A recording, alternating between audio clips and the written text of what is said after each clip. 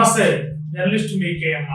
ఆంధ్రప్రదేశ్లో సార్వత్రిక ఎన్నికల ప్రక్రియ ముగిసిన తర్వాత ప్రతిపక్షానికి పరిమితమైన వైఎస్ఆర్సీపీ సంస్థాగతంగా బలోపేతం దిశగా అడుగులు వేయడానికి ఆ పార్టీ అధ్యక్షుడు వైఎస్ జగన్మోహన్ రెడ్డి గారు కసరత్తు చేస్తున్నట్టుగా కూడా తెలుస్తుంది. వారంలో 2-3 రోజుల పాటు ఆయా జిల్లాల వైఎస్ఆర్సీపీ సీనియర్ నాయకులు, స్థానిక సంస్థల ప్రతినిధులు, సీనియర్ వైఎస్ఆర్సీపీ ముఖ్య నాయకులతో కూడా పలు దఫాలుగా తాడేపల్లిలో పార్టీ నిర్మాణాత్మకంగా అడుగులు వేయడానికి తీసుకోవాల్సిన చర్యలు,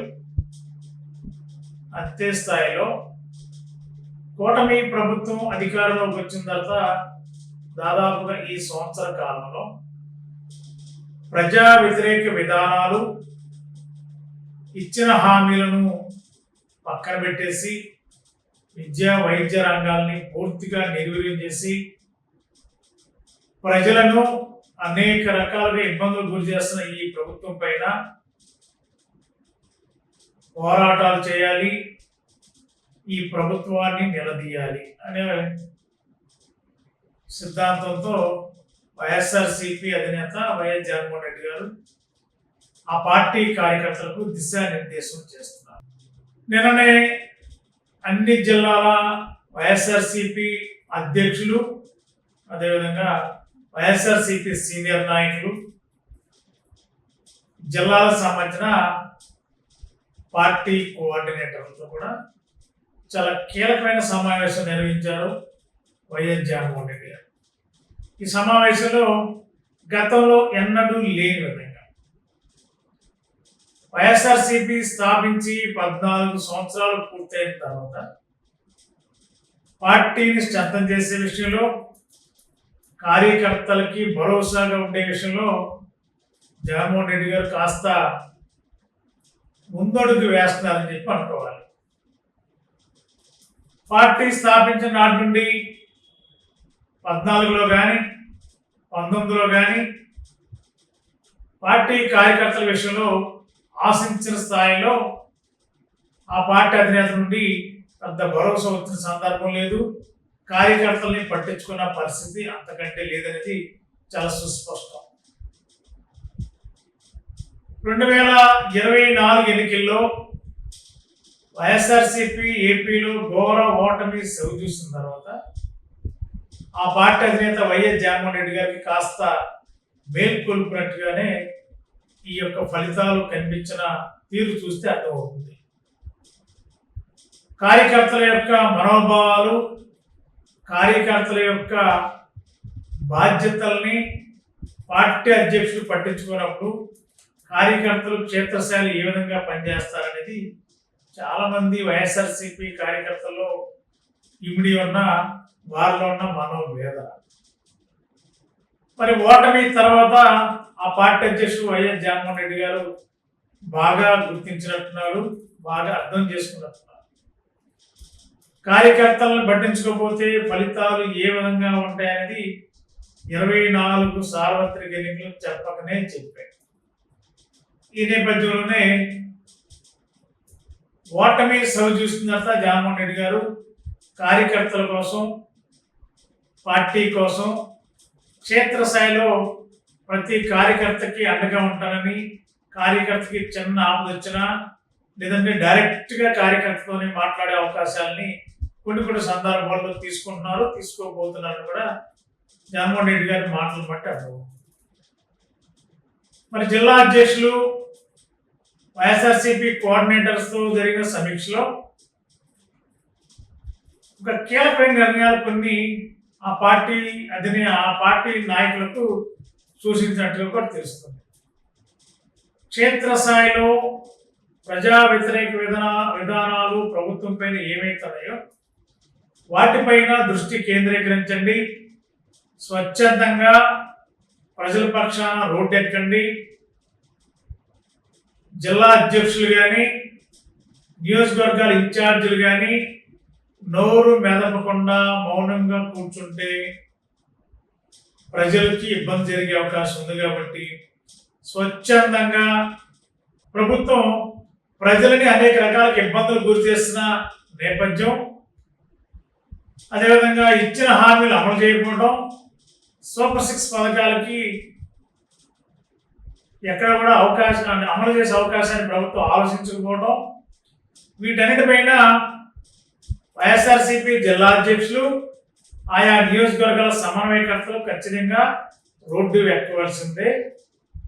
పార్టీ లైన్ వైఎస్ఆర్సీపీలో ఎవరో ఆదేశాలు ఇస్తారు, ఆదేశాల కోసం వెయిట్ చేయాలి, లేకపోతే ఆ ఆదేశాలు వచ్చిన తర్వాతే ఆందోళన కార్యక్రమం చేపట్టాలనే ప్రక్రియకి ఫుల్ స్టాపు అని జగన్మోహన్ రెడ్డి గారు ఆ పార్టీ కార్యకర్తల నాయకుల సమావేశంలో స్పష్టం చేశారు.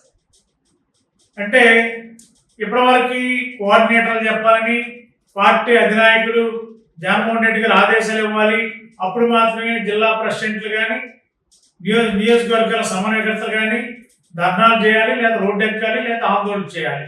అప్పుడు దాకా మౌనంగానే మనకు సంబంధం లేనట్టుగానే జిల్లా ప్రెసిడెంట్లు కానీ నియోజకవర్గాల సమన్వయకర్తలు కాన్స్టిట్యున్సీలకి కనీసం పర్యటన లేకుండా ఇళ్ళకే పరిమితం అయ్యి వారి పనుల్లో నిమగ్నమవుతున్నట్టు కూడా ఆ పార్టీ అధినేత జగన్మోహన్ రెడ్డి గారికి కొన్ని రిపోర్ట్లు అందిన నేపథ్యంలోనే వైఎస్ జగన్మోహన్ రెడ్డి గారు ఇలాంటి వ్యాఖ్యలు చేశారని కూడా పార్టీలో సీనియర్లు వ్యాఖ్యానిస్తున్నారు. కాబట్టి ఇక నుండి అన్ని జిల్లాల్లో పార్టీ ప్రెసిడెంట్లు, నియోజకవర్గ సమన్వయకర్తలు మౌనంగా ఉండడానికి వీల్లేదు. స్పాంటనస్గా ఎక్కడికక్కడే ప్రజలకు ఇబ్బంది జరిగినప్పుడు, అదేవిధంగా వైఎస్ఆర్సీపీ కార్యకర్తలకి అనేక రకాల ఇబ్బందులు ఎదురైనప్పుడు ఆ పార్టీ సమన్వయకర్తలు, జిల్లా ప్రెసిడెంట్లు స్వచ్ఛందంగా రోడ్డు మీదకి రావాలి, కార్యకర్తలకు అండగా ఉండాలి, ప్రజలకి భరోసాగా ఉండాలి, ప్రభుత్వం పైన ఆందోళన కార్యక్రమాలు చేపట్టి ప్రభుత్వాన్ని నిలదీయాలి అనేది చాలా స్పష్టంగా చెప్పారు వైఎస్ జగన్మోహన్ రెడ్డి గారు.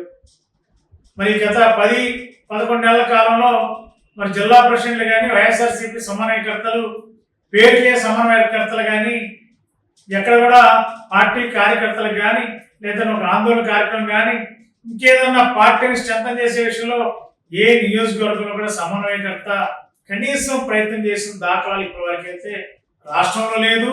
ముఖ్యంగా గోదావరి జిల్లాలో అంతకంటే లేదు. రాయలసీమ జిల్లాలో అక్కడక్కడ ఆ నియోజకవర్గ ఇన్ఛార్జీలు ఏదో కార్యక్రమం, ఏదో ఒక ఆందోళన కార్యక్రమం, లేదా వైఎస్ఆర్సీపీ కార్యకర్తలు అరెస్ట్ చేస్తే రోడ్డు ఎక్కడం కొన్ని చోట్ల జరుగుతుంది తప్ప అసలు గోదావరి జిల్లాలో కానీ ఇప్పుడు ఉత్తరాంధ్ర జిల్లాలో ఒక మేరకు పర్లేదు, కానీ గోదావరి జిల్లాలో అయితే మరీ దారుణమైన పరిస్థితులు వైఎస్ఆర్సీపీలో ఆ నియోజకవర్గ ఇన్ఛార్జీలు వ్యవహరిస్తున్న తీరు, పట్టిపట్టిన వ్యవహరిస్తున్న తీరే కార్యకర్తల్లో కొంత ఆందోళన కలిగించే అంశంగానే కనిపిస్తుంది. పేరుకే ఇన్ఛార్జీలు కానీ కనీసం ఒక కార్యక్రమాన్ని ఎజెండా తీసుకోవడం, ప్రజల పక్షానో లేకపోతే కార్యకర్తలకు లేదా ఏ కార్యక్రమం తీసుకుని ప్రజా వ్యతిరేక విధానాలపైన, ప్రభుత్వం ఇచ్చిన హామీలు అమలు చేయకపోవడం పైన కనీసం రోడ్డెక్కి ఆందోళన చేసిన పాపాన వైఎస్ఆర్సీపీ సమన్వయకర్తలు చేయలేదనేది ఆ పార్టీ అధిష్టానానికి సుస్పష్టమైన సమాచారం అందినట్టుగా కూడా తెలుస్తుంది. మరి దానికి స్పందించిన జగన్మోహన్ రెడ్డి గారే నియోజకవర్గ ఇన్ఛార్జీలు, జిల్లా ప్రెసిడెంట్లు ఇకపై రోడ్ల మీదే ఉండాలి, ఆందోళన కార్యక్రమాలు చేయాలి, ప్రజల తరపున ప్రభుత్వాన్ని నిలదీయాలి, ఎవరి ఆదేశాలు అవసరం లేదు, మీరే బాధ్యతగా తీసుకోవాలి, మీరే పార్టీకి పట్టుకొమ్మలు, మీరే మండలాల్లో కానీ నియోజకవర్గాల్లో కానీ అందరినీ సమన్వయం చేసుకుంటూ పార్టీని, వైఎస్ఆర్సీపీని మరింత బలోపేతం చేసి తీసుకు అడుగులు వేయాలనేది జగన్మోహన్ రెడ్డి గారు అంచనాగా కనిపిస్తుంది. మరి 14 సంవత్సరాల తర్వాత జగన్మోహన్ రెడ్డి గారికి కాస్త పార్టీ పైన, కార్యకర్తల పైన, పార్టీ స్ట్రెంథన్ చేసే విషయంలో ముందు చూపుతూనే వ్యవహరించే ఆలోచనకు రావడం కూడా ఆ పార్టీలో కొంత కొత్త ఉత్సాహాన్ని ఇస్తున్నప్పటికీ కూడా ఇంకా నియోజకవర్గ సమన్వయకర్తలు ఎలక్షన్లు ఇప్పుడు లేవు కదా, 4 సంవత్సరాల వరకు ఎన్నికలు లేవు కదా అని ఎవరికి వాళ్ళే మనకెందుకు అన్నట్టు తమ వ్యాపారాలు కానీ తమ సంబంధించిన సొంత పనులు కానీ అవన్నీ చేసుకుంటూ మౌనంగా ఉంటున్నారు. ఏదో తూతూ మంత్రంగా అప్పుడప్పుడు ఏదైనా కార్యక్రమంలో భాగస్వాములు అవుతున్నారు తప్ప ఆ పార్టీ అధినేత చెప్పే వరకు ఎవరు కూడా కనీసం కదిలిన పాపాన్ని పాలేదనేది ఆ పార్టీ కార్యకర్తలే గుసగుసలాడుకుంటున్నారు. మరి జగన్మోహన్ రెడ్డి గారు మనకు ఆయనకు వచ్చే సమాచారం మేరకు మరి కార్యకర్తల్ని, ఇన్ఛార్జీలని, జిల్లా ప్రెసిడెంట్ని రోడ్డు మీదకి వెళ్ళాలని చెప్పిన తీరు మరి ఇవన్నీ ఆ పార్టీ అధ్యక్షుడికి అందిన సమాచారం మేరకే మరి వీళ్ళలో కథలకు తీసుకురావడానికి మరి ఆ వ్యాఖ్యలు చేశాను కూడా స్పష్టమవుతుంది. మరి రేపటి నుండి జిల్లా ప్రెసిడెంట్లు కానీ నియోజకవర్గాల సమన్వయకర్తలు ఎలాంటి ఆందోళన కార్యక్రమాలు చేస్తారు, ఏ విధంగా ప్రజల పక్కన నిలబడతారు, ఏ విధంగా వైసీపీ కార్యకర్తలకు అండగా నిలబడతారు, మరి ఈ కథలకి ఆ పార్టీ అధ్యక్షుడు ఇచ్చిన ఆదేశాన్ని ఆ నియోజకవర్గ ఇన్ఛార్జీలు కానీ జిల్లా ప్రెసిడెంట్లు కానీ ఏ విధంగా అమలు చేస్తారా, పాటిస్తారో లేదో, ఏం జరగబోతుందో రానున్న రోజుల్లోనే స్పష్టమయ్యే అవకాశం. మెడికల్ ఎంట్రన్స్ టెస్ట్ నీట్ ఫలితాల్లో trend setter NRI Eluru. Day scholar విద్యా విధానంలో ప్రతి సంవత్సరం క్రమం తప్పకుండా ఎంబీబీఎస్ సీట్లు. కె హర్ష సాయి ప్రణవ్ 720 మార్కులకు గాను 705 మార్కులు. కె లక్ష్మీ సాయి లాలస 720 మార్కులకు గాను 610 మార్కులు. బి షణ్ముఖి 720 మార్కులకు గాను 517 మార్కులు. ఈ అద్భుత ఫలితాలు కేవలం 2 సంవత్సరాల ఇంటర్మీడియట్ తో సాధించిన ఫలితాలు మాత్రమే. లాంగ్ టర్మ్ విద్యార్థులతో సాధించిన ఫలితాలు కాదు కాదు కాదు. ఎన్ఆర్ఐ జూనియర్ కాలేజ్, ఎన్ఆర్ పేట, ఏలూరు.